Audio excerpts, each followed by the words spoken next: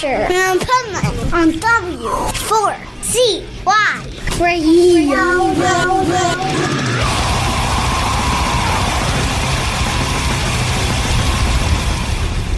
Wake up, America! It's time for the Adventures of Pipeman on W4CY.com, West Palm Beach's #1 internet radio station. Here's your host, the Pipeman.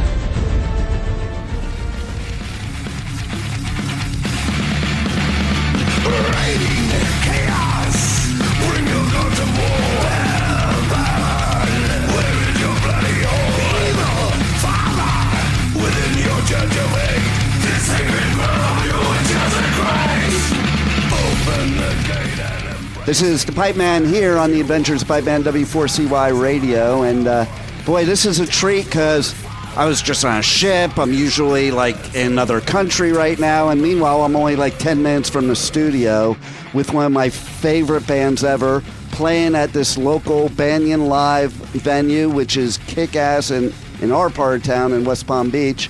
So let's welcome to the show, Venom Inc. Hey, how you doing? Welcome, everybody, and thank you for joining us. And here we are at the Banyan Live tonight. Oh, my God. Yeah. I don't know if the people at the Banyan Live know what they're in for. It's It's like one of those venues that, you know, back in the day, they didn't know that the band was just going to totally destroy the venue. Yeah, you know, I think the thing... Oh, this is the Demolition Man from Venom Inc. And I'm joined by my partner in crime here. Curran Murphy, lead guitar for Venom Inc. Nice. And the thing is, you know, back in the day, the same thing now is, you know, when we have a digital world where the kids live inside their phones and they live inside the internet, which is great. It's an amazing tool, and it's like the world in your pocket. But what we experienced when we were young was that value of being there and the experience and the atmosphere. And so it's very important to us to give them that and to, you know, to look out during a show and see, you know, people our age or that are from back in the day, old school they call it, you know, is normal. But to see young people in front of you, wide-eyed, thinking, "What the fuck is this?" Well, is the most amazing feeling. It is, and here's a good example. So I was just on Shiprocked, and I did something because they had an 80s theme. So I brought on my battle vest from the 80s that I haven't worn since I'm like 16, and the patches on it are ripped. There's blood on it. Everything on there tells a story. I drew all these logos, and I was using it during interviews, and it was like all the bands are like, man, this is what we don't have today because now battle vests, you buy them pre-made. Yeah. And I'm like, what the fuck? Yeah. What the fuck is that? They didn't even have a Slayer patch back in the day, so I took felt and I put Slayer on there. People thought in L.A. that I was like a gangbanger, and that was my gang name. Yeah, no, I mean, nowadays everything is like prepackaged and so easy to do. And, you know, Tony was talking about, you know, like the OG fans, you know, the original guys from back in the day. And then we have all these, you know, young, 13-year-olds, 16-year-olds coming to the shows, know all the words, losing their minds when we start playing the legendary legacy songs. And then they know all the Venom Inc. stuff, too. And it's so awesome. And I feel like we've had, you know, a generation raised on smartphones. Mm-hmm. And everything's digital. Everything is through a screen. And they're... Even live shows. And, well, but this is where I'm going with this, is... These kids come to these shows and they get pummeled, inundated with audio, with sound, being moved by the actual air that we're moving on the stage. You know, yeah. I jokingly the whole tour I've been calling it the ultimate analog experience. I love it. Because we're not using amp modelers, we're not going through the PA. You know, I have 4x12 guitar cabinets smashing air off the stage into these little kids' faces who I don't think they've ever experienced it. And there's a magic there and an excitement that happens when you hear somebody just go raw on a guitar chord. It's like, fuck, I want this! And totally. And so I seriously think that we're coming to where this young generation is going to become addicted, like with vinyl. Who in a million years would have ever predicted that vinyl would be the thing? Yeah. And that analog experience of having to flip the record Right? Buying the record. We were just talking about it with Ollie here. About opening up the record and looking at the artwork and reading the lyric sheets and that analog experience, that quaint little funny thing. Oh, you have to pick up the record and turn it over. Right. Instead of, Spotify, where, you just have 10 million options and there's no value to any of it. Well, we were no just matter how good talking it about is. that. Now, think about some of the best songs in metal history. Most kids today, from something like Spotify, would not even get to the good part. You take, like, Battery, okay? Swipe. Like, you would swipe before it got to the brutal part, and we were talking about Fast as a Shark. Kids today wouldn't know one of the most iconic songs. Yeah. Because they would hear that and like, what is that? And move on. That's it. And when we, because we couldn't, like when, let's say Motorhead, one of my favorite bands, they were bringing out a new album. They'd bring out a 7-inch. The B-side wouldn't be on the album. The A-side would probably be the title track. That would be it. So the only thing I could ever hear from the album until the album was released was that single. Yeah. That got me excited. They were then coming to play in town and the album would come with them. I didn't know what they were going to play because nobody would photograph the set list and put it on Facebook for me to read it from 30 dates away. So I had to be there to hear what they were going to play. So my anticipation was already through the roof. And then I could buy the album of those songs I just heard and, I would take it home. You'd order it probably. You'd go to the record store, buy it, sit on the bus going all the way home, grabbing it. You'd get in. You'd have to take the cellophane off. There's a whole process of getting the album out, smelling it, touching it, putting it on, listening to the first side while you stared at an album cover.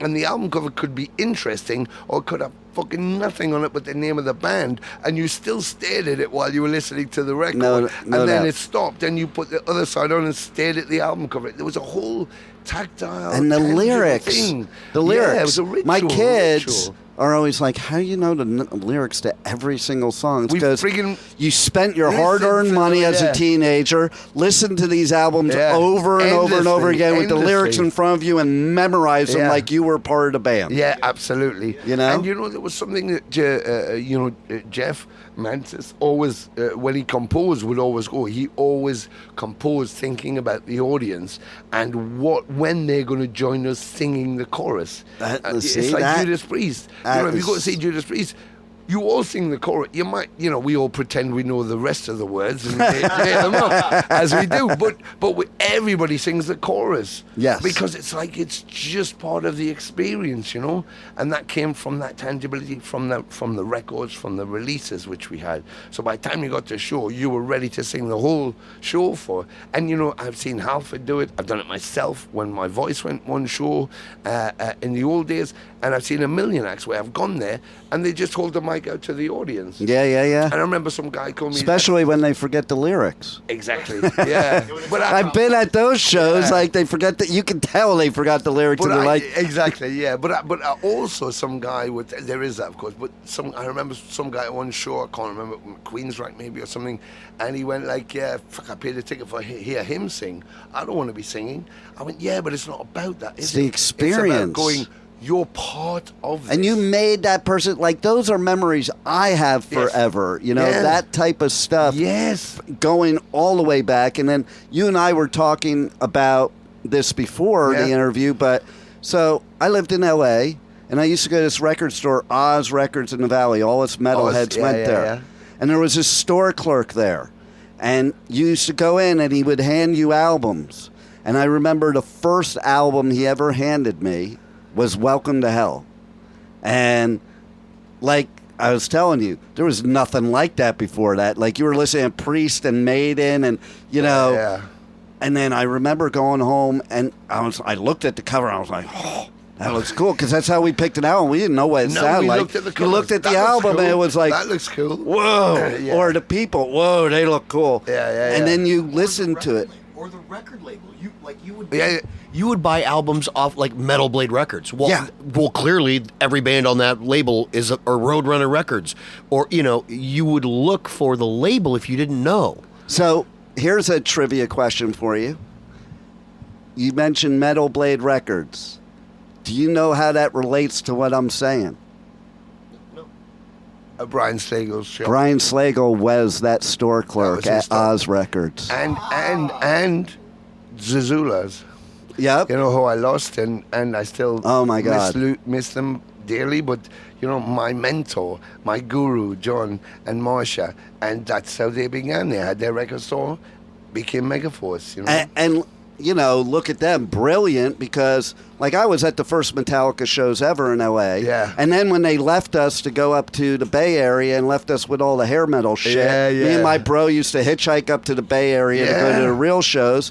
And then they went to Jersey. I'm from Jersey, and the Old Bridge Militia, I moved back to Jersey. I lived near there. Yeah. But Johnny was the only one that put Metallica on the map. Yeah. Okay? Because before that, Yeah. nobody was putting them on the map. No. Okay? Yeah. And you wouldn't have Metallica today if it weren't for them. You wouldn't Absolutely. have other bands because No. if it weren't for Slagle. Yeah, You know? totally. And I told him a few years ago, I was like, man, you were just brilliant. That was like the most brilliant marketing move ever. And he's like, I didn't mean it that way. I was just a store But clerk. that's, y- that's the amazing know? thing. The John and Marsha didn't mean it that way. Brian never meant it that way. Neat Records, you talk about Neat Records, you know, Tigers, Raven, Venom, all.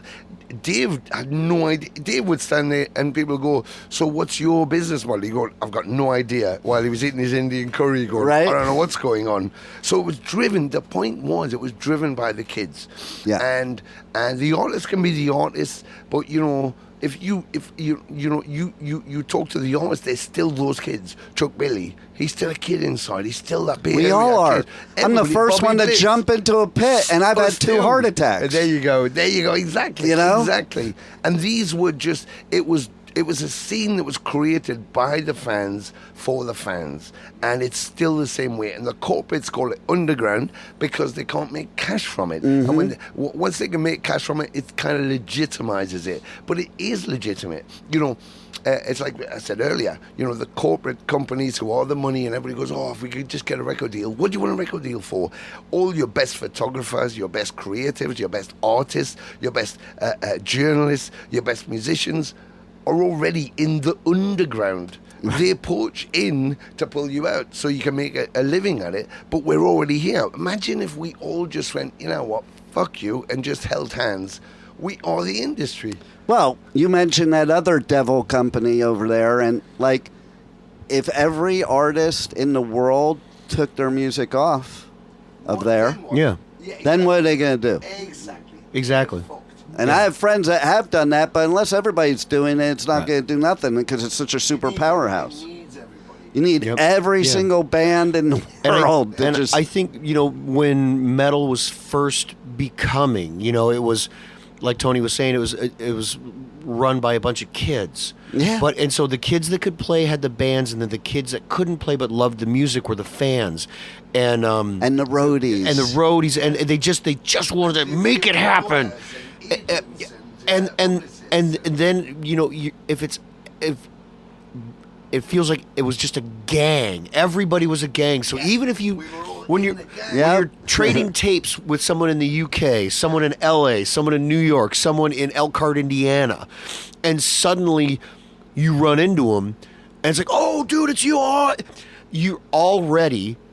You're ready to kill for each other. You're ready to take a bullet, take a knife, whatever. And that gang mentality of what metal is something that, you know, again, corporate whatever can't manufacture that. They can't make that out of plastic and put it in a shiny box and make you buy it.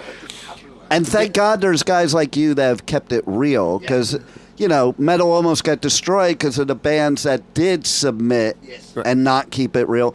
I sat backstage when some of these bands that were cool before, that were like, the record labels were like, okay, you're going to dress like this, you're going to play your music like this, and I wanted to be in music at the time, and I was like, fuck this. I'm not posing out for this shit for music. I'll pose out in the business world. I won't do it in music. And that's the thing.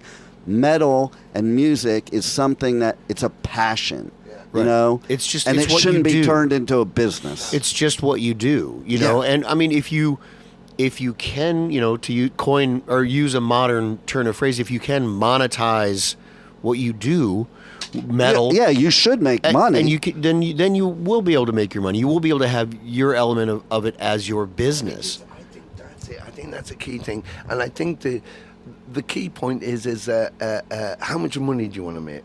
Like, you know, because kids will look and go Metallica. You know, James has like 50 cars, and Lars deals with oil painting. They also don't know when he was eating bologna sandwiches for no bread for 10 years. Sleeping in a fucking van for 3 or 4 years. Four bands on a floor in a room. Exactly, and that's the bit they miss out. And it's like, so you want to make money, but it's. You know, you're investing in people, you're investing in art, you're investing in your creativity. You're not selling fucking mushrooms from a fucking mushroom farm or tires from a tire factory. Artists deserve to get paid. The problem is when you bring the corporate people in, the artists don't get paid. Yes, you know, Spotify, classic example, and how the industry works. Lars was right. Business model. Everybody was mad at him, but Lars was right. When he came out and said Napster, I remember walking into my local club, you know, because Newcastle was a haven of metal, and going and everybody was talking about Lars saying that, and I was like, but he's right, isn't he? And they were like, no, they're just money greedy, and he wants more money. And I said, I don't think that's what he wants. I said, there's a flip card because if it all goes digital, then what? How have you got control? And now all anybody complains about is the digital world in there, you know? But for a corporation, as a business model, why would you want to pay people to sell your records, tote your records around, build your records, store your records? I mean, amount of money that costs to have storage, to have printing things, well, that's a lot of money. If I can just go, there you go, it's digitally online, I pay one kind of service fee for all my catalogue, and then I make money from that. Mm-hmm. Brilliant. But then you have like a Peter Frampton going, taking them to court, going, my biggest single of all time, which has got a gabillion downloads, and I get a check for 40 grand. Right? What?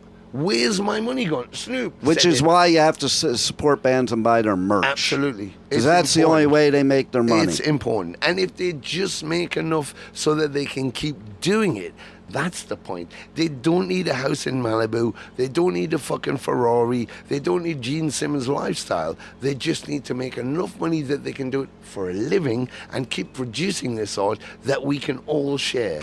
Absolutely. That's the point. Because it is the best therapy ever. And like I've said recently, with all the stuff going on in the world, if we just had one music festival where the whole world had to go to it, we would stop all the bullshit that we're doing. Because at music festivals, especially metal ones, there are no outsiders. There is no attacking. No, it's the gang. That's the gang. Right. Let's make the whole world the gang. You go to Rockplast in Romania or Vakken, and you see these Bloodstock. I loved the community at Bloodstock. I cover that every year. We talked about it, and just the community. These multi-day festivals. And people go to these things. It's like, well, I don't like every band on there, but I like a lot of the bands on there. And then you go and you meet other people that you don't fucking know. You crack a beer, you hang out, you headbang, mosh, have a great time. You camp out, get wild, have fun, and that's that gang mentality of metal. No doubt. I may not like that band, but they're metal, so they're my brothers. I'm fucking ready to go to war with them. Well, and that's it's funny you should say that, because there was one of the festivals I covered.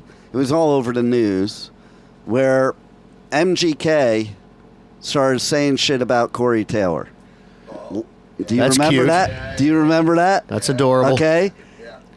And David Draymond, because Disturbed performed next, got up and said, he basically spoke directly MGK, and he's like, because MGK said something about some tired old 50-year-olds, blah, blah, blah.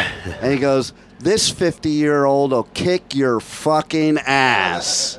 And every other band, they got all on Corey's side and all banded together, because you don't fuck with the metal family. No, you don't. Exactly. And if anything proves anything about metal, the longevity of metal, right now what in my head will be the eternity of metal, is the fact that you've got a band like Iron Maiden still going, right, and not sucking.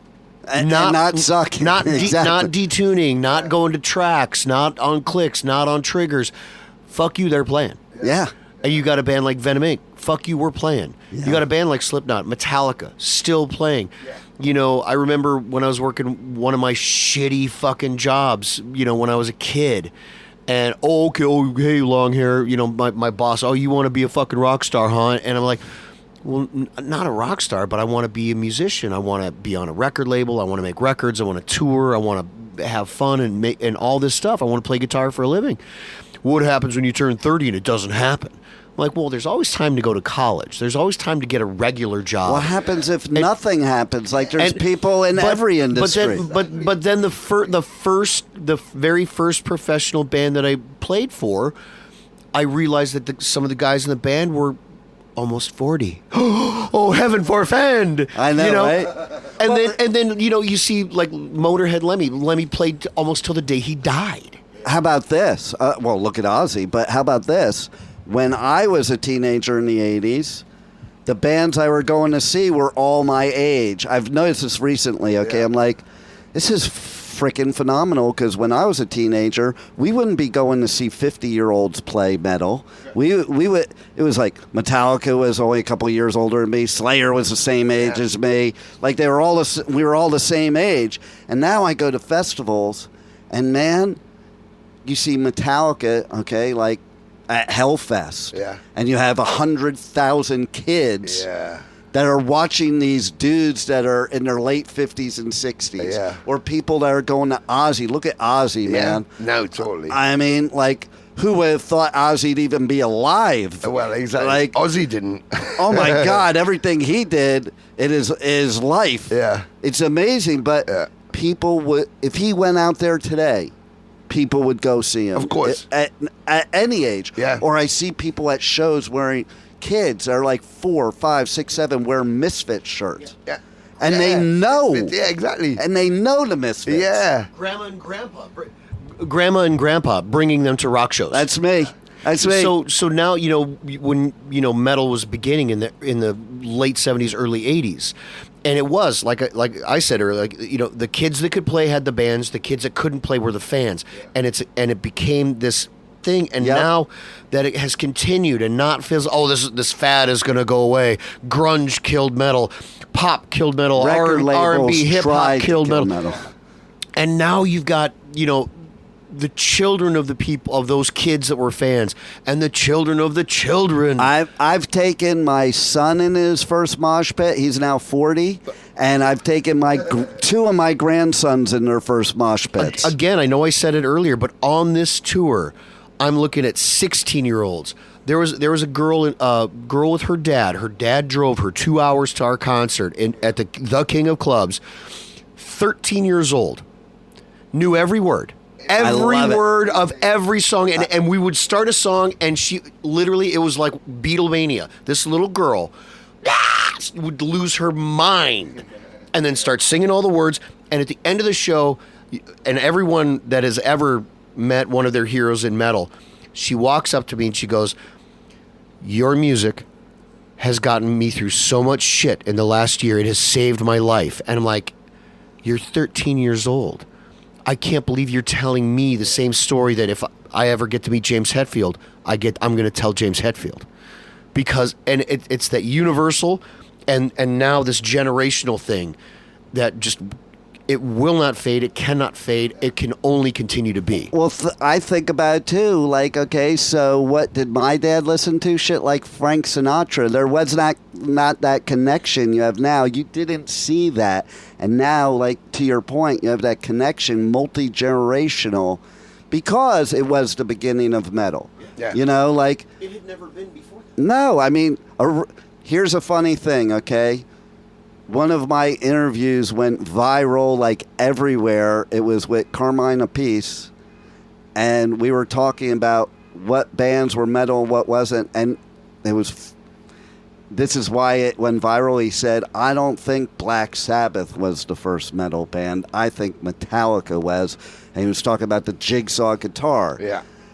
But then there's people that, I was doing searches. You know, if you do a Google search, what genre is Led Zeppelin? Metal, it says. believe it or not. But they did have metal shit. Some Communication Breakdown's a pretty metal freaking song, back then. Or rock like and roll. Mountain, Yeah. okay? That was Cream could have been considered, but you had this evolution, and then but that's it. Now you have a band like Venom Inc. It's that influential evolution of music. Absolutely. Where you're drawing from all of these things and making it into something else, and it's a natural step. I mean, you talk about that, the classifications, and that was the whole idea why black metal was made. That album was made because when the interview took place, the guy was sitting there with a fucking copy of Curran, and on the cover was John Bon Jovi. And he was going like, so metal band. He went, is that metal? He went, well, kind of, yeah. And they went, well, if that's fucking heavy metal, if that's metal, we're not fucking metal then. Right. And he went, well, what are you? They went, black metal. And the album was there. Now it's a genre, and you have young kids who are into black metal with all the face painting and stuff. It's a genre, and they go, well, Venom's not really black metal. It's like, I know that. I was going to say that. well, it's like, actually, it's like, my point is, actually, if you look at it critically, Venom are the only black metal band because they said that's what we play. Our music, the way we play it, is black metal. Yeah. And so the genre has taken the title, more influenced by Bastard than Venom, really. But so sound-wise, it's different. But they've Kronos has said this so many times as well. They should have maybe called it something else, because now you have 50 black metal bands that all sound similar. Well, And that's it's like, something I talk about all the time now. It's like metal almost has an algebraic equation nowadays to make the songs. Yes.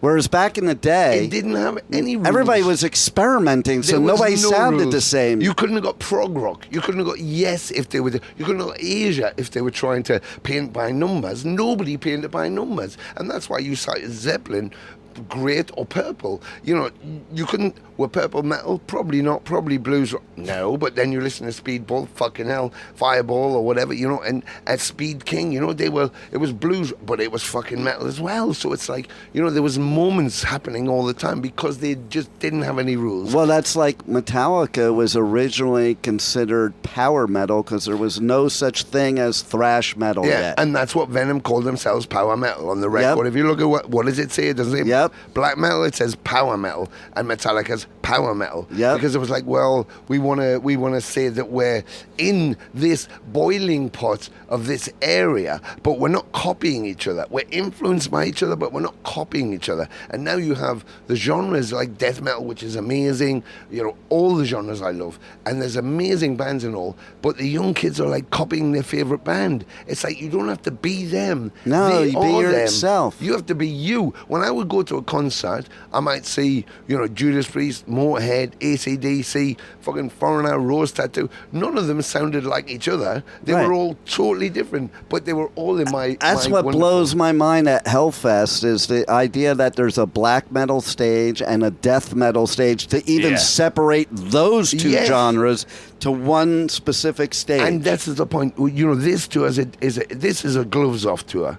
It's fucking bare knuckle fighting because I have one band with us, Salem's Child, who are promoting the record through Pavement, and they're amazing, but they're very different to us. And then the undercard, I wanted to leave clean, so I want the best bands from wherever we are to come and play. So when people say to me, "Well, metal's really shit here, and there's not really a lot going on," it's like, all these bands are right on your fucking doorstep. Get off your fucking arse like we did and go and listen to it. It's right there. You only have to go to the tree to pick the apple. If you don't go to the tree, you have no apples. It's outside. Get off your arse and go outside and pick one. Don't wait for your mum to come back from fucking Walmart with them. They're right fucking there. Go taste the fruit. And that's what it's about. So that's why we're doing it like this. So it is stripped down. It is just in your face, but it's exposing the great wealth of music that was spawned from America.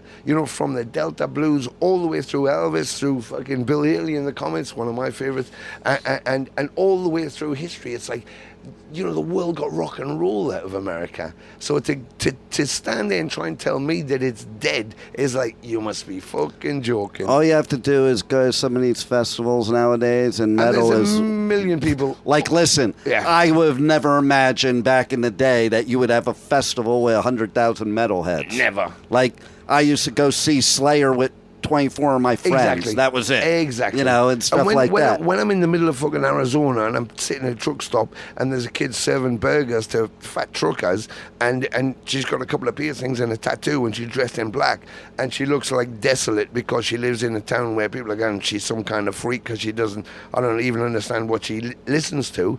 And I touch her and go, you know, if you go online, which is the advantage of there's another person on the other side of the planet you don't know, you've never met, feels exactly like you. And if you come to Vakken one day, you'll see there's a million people who are just you. That's your community. That's who we are.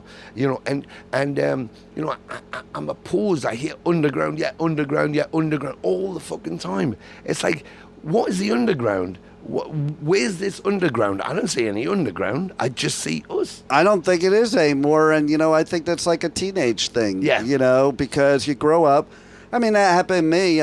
Listen, when Metallica did the Black Album, like, me and my 25 friends, we were like, fucking posers, sellouts. We're never listening to them again. They're still one of my favorite bands, you know, but if they did, when you get older, you realize if they didn't pave that way, we wouldn't have the scene we have today. Then it truly would have gotten killed. Exactly. Yeah. It can't stay underground forever and survive. Yeah, you need a flag bearer. Zeppelin were a flag bearer. The Beatles were a flag bearer. Yeah. You know, and Elvis was a flag bearer, and Chuck Berry, but then so were Deep Purple, so were Black Sabbath. Yeah. So it's like, yeah, well, you need the next one. So to say, well, it began at this point, no, it was always coming. It was always there.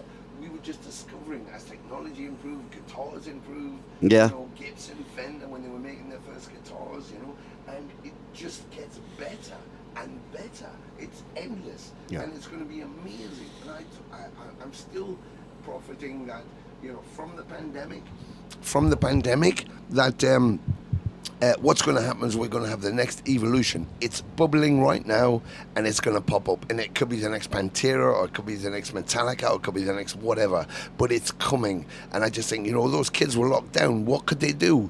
Some of them turned to music. Some of them started playing music and writing music. And they're out there somewhere. And I want to expose that. I want to find them and just go, there's your platform. Go change the world. Just go change the world. It's starting, too, by the way, because there's this band. They were on Shiprock. They've been on a bunch of festivals. I met the band because I was covering Louder Than Life. They did the old school thing of they drove up and they crashed the party. They were in the parking lot. They set up their trailer and played. And Danny Wimmer came out and was standing out there watching them instead of kicking them out of there. And he put them on the stage the next day. Their name is Silly Goose. And they are like what it was back in the day. Exactly. You know, Metallica played the first show that they did at the Hammersmith Odeon, and I don't know if you know Warfare, Evil from Warfare. He did lots of work with Lemmy and Eddie, and Algie Ward from Tank, and he was in the Angelic Upstarts for a bit, and he created this metal punk band called Warfare, and they were on Neat Records, and Metallica were playing the Hammersmith Odeon, and Evil was like, he was a drum vocalist, a bit like Dan Bilka from Exotica, and he was like, we have to be on that bill. We have to be on that bill. And of course, our record label, Dave Woods, you know, who didn't even know what was going on, was like, I don't know how to make that happen. He was like, but we have to be on there, Dave. And they didn't have management. And in the end, it was like, it's not going to happen. So he's like, okay. So they rented a fucking van. They put all their gear in the van. They drove down to Hammersmith Odeon, and they pulled up outside on the pavement.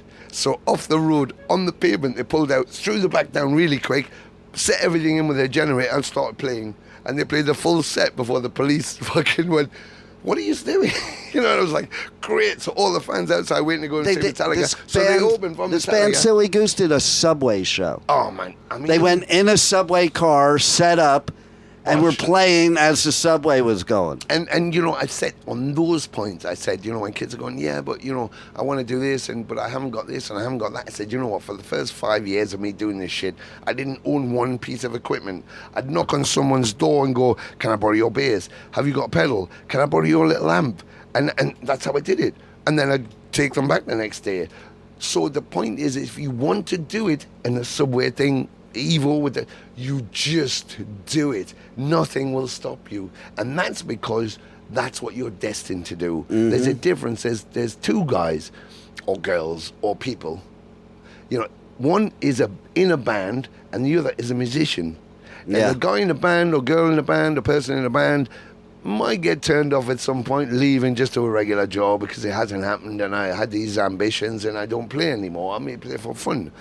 The musician never retires. They'll be there until they die playing. Well, I look at it this way.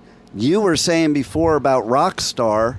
I think it's like that. There's two types of people. There are the ones that go, oh, I want to be a rock star. Yeah. And then there's the ones that want to be a musician. Yeah. Yeah. Yeah. Totally different. Yeah. Someone the trappings of the rock star or doom, whatever that is. So they want Doesn't even really exist anymore anyway. But you know, for years I used to hear Gene Simmons and them saying, well, I'm in it for the pussy. And I was like, you know, I'm straight and I love pussy. But I was never in it for pussy. I was in it to play music to people because I spend all my time talking to people because I love their energy. I like seeing the glint in their eyes when I get You know what excited. happens when you're in it for the pussy? You become a hair metal fucking band. Probably. Well, we're definitely not hair metal, as you can see. Exactly. Yeah, right? Exactly. And I have to say, like, what the hell? What? That's why metal went away for a little while. Yeah. Not because of grunge. It's because you took metal and made it not metal. Yeah, it needed to be purified. You know, I remember when grunge was happening, and everybody was like, "Well, dude, are you pissed about grunge killing metal?" I'm like, "Didn't kill my metal. No. I'm still doing what I It's do." an interesting thing. Vulgar display of power. Look at the front of the album, Pantera. Yep. It's Yep. not getting punched in the fucking Yep. face. And that- how much more like in your face does that want to be? And you know, the timeline of what grunge was, of what happened, you know, is so short. Yeah. It's only a few years. And really- the number one records at the height of grunge, the Black Album, Far Beyond Driven.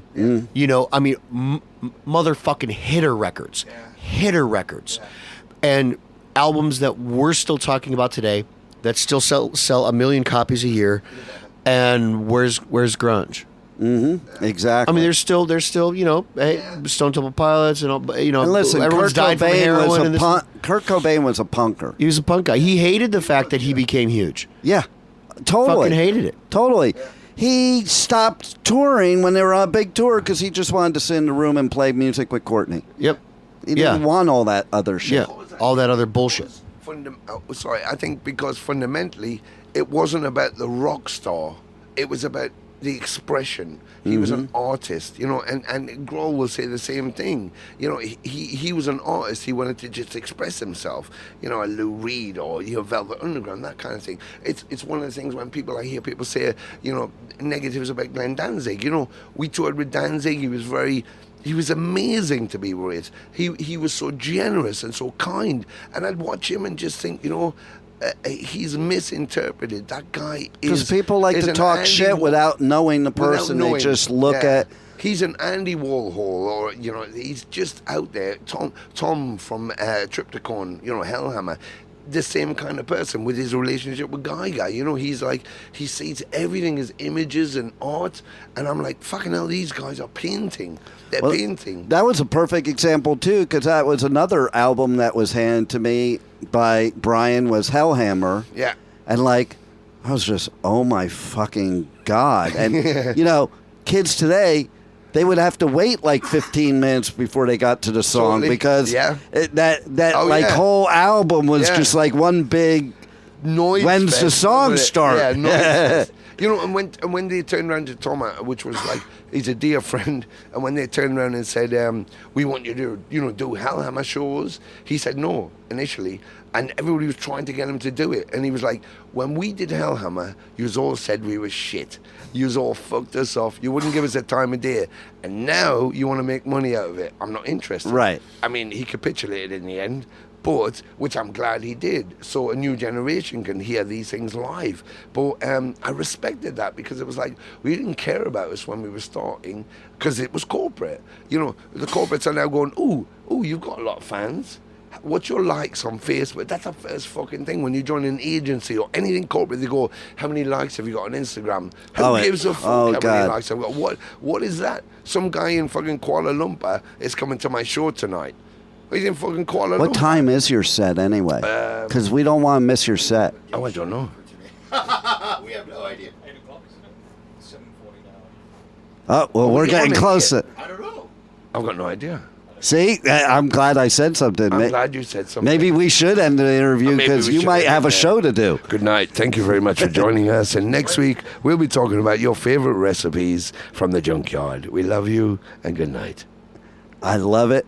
Venom Inc. here in West Palm Beach. I didn't have to fly all over the world to come see you, which I would, and you know that. He walked here. Literally. I think I got my skateboard. And what can we expect tonight?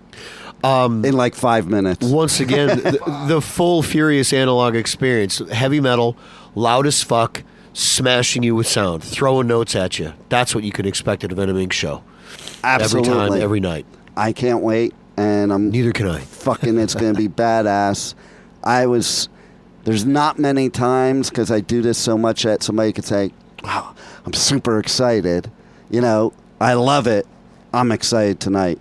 Because we're going to be at Venom Inc. I'm excited every time I get on the stage. That's the way it should be. Time. That's the way it should be. Yeah. That's why bands like you are great, is that attitude. Because it portrays when we're watching you on stage. So I love it. Thanks, you guys, for being here. Yep. Thanks for having us. being on the Adventures of Pipeman. Yeah. We love you. Good night.